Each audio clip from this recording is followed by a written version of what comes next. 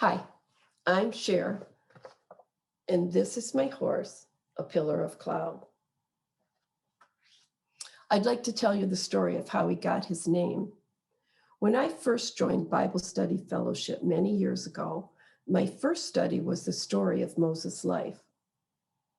This seemed very appropriate because I was going through a real desert in my own life at that time. I was struggling in my marriage.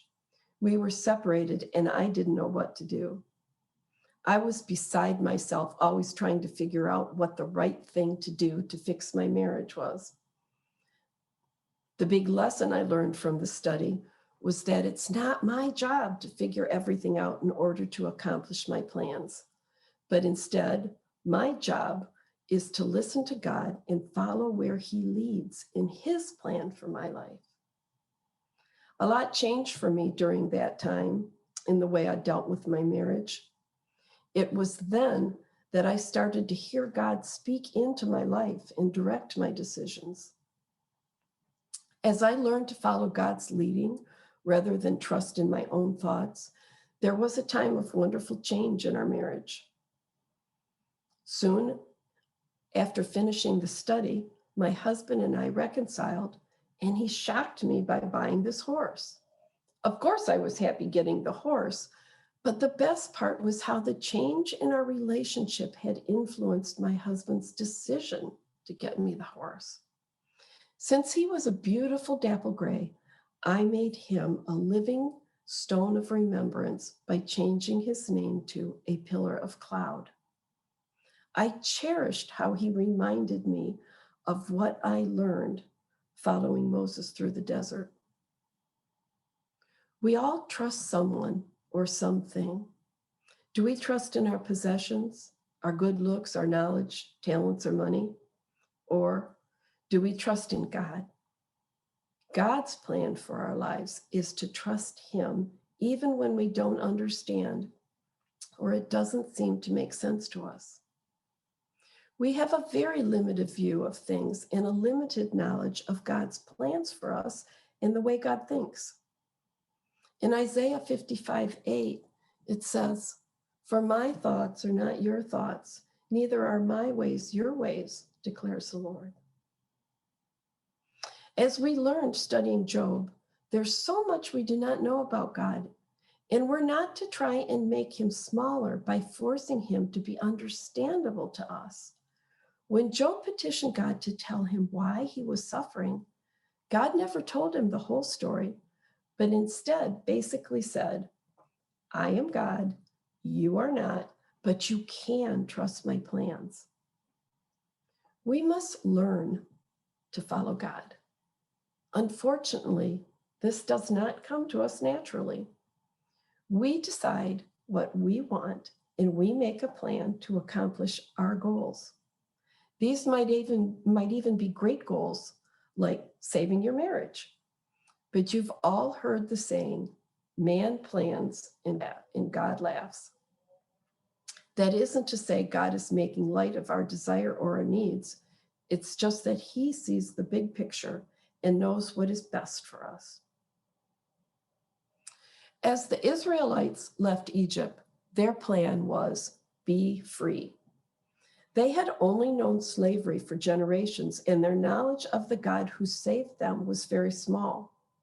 God showed His mighty power as He sent the plagues that ultimately secured their release. But the Israelites had no concept of how to follow God. So, first, God taught them how to physically follow Him. By day, He was a pillar of cloud they could see and follow. At night, He was a pillar of fire to lead them. That was pretty straightforward and easy to do, but it got more difficult. Sometimes it didn't make sense. Most of us have been wives or mothers at some point. We have experienced planning and packing for trips and long, tiring journeys. We arrive somewhere ready to rest for the night. We unpack, we get everyone fed, put the kids to bed, and all we want to do is fall into bed ourselves. So picture this: an Israelite woman traveling through the desert, on foot, mind you, all day long and into the night. The cloud finally stops. She sets up camp, feeds everyone, gets the animals fed and watered, and finally the kids are in bed. She lays her head down and she's just about asleep when she hears someone shout, "The cloud is moving." Well, I think we can all imagine how she felt about that. Why would God do such a thing? Is this some kind of cruel joke? Doesn't God care about me? Of course, God cared about them, just as he cares about us. What didn't make sense to them from an earthly perspective made sense from a godly perspective. God was trying to teach them to trust him, even when it didn't make sense to them. It's a lesson they struggle to learn just as we do. If you're like me, you kept doing what made sense to you till you messed up so badly that you decided to give up and let God take a turn leading. He had been leading all along. I just hadn't been following. As I was putting this lesson together, I came across the story of George Mueller, a man of God who lived in the 1800s. He once said, "Lean not unto thy own understanding." Our danger is continually to lean on our own understanding, to say to ourselves, "Oh, I have many times passed through similar circumstances. I have a good deal of experience in these matters. It is not necessary that I should pray about it, for I know very well what I ought to do." And thus, we bring on ourselves wretchedness and misery, and often not merely on ourselves, but on those connected with us. George Mueller discovered this truth in his life, that if he did not patiently wait upon God for instruction, or if he preferred the counsel of his fellow man to the declarations of the word of the living God, he made great mistakes. Because of his trust in the leading of God, he was a witness to the people around him that God does indeed care about us and will not forsake our needs. George Mueller never asked anyone for money, although by the end of his life, he was responsible for the care of thousands of orphans.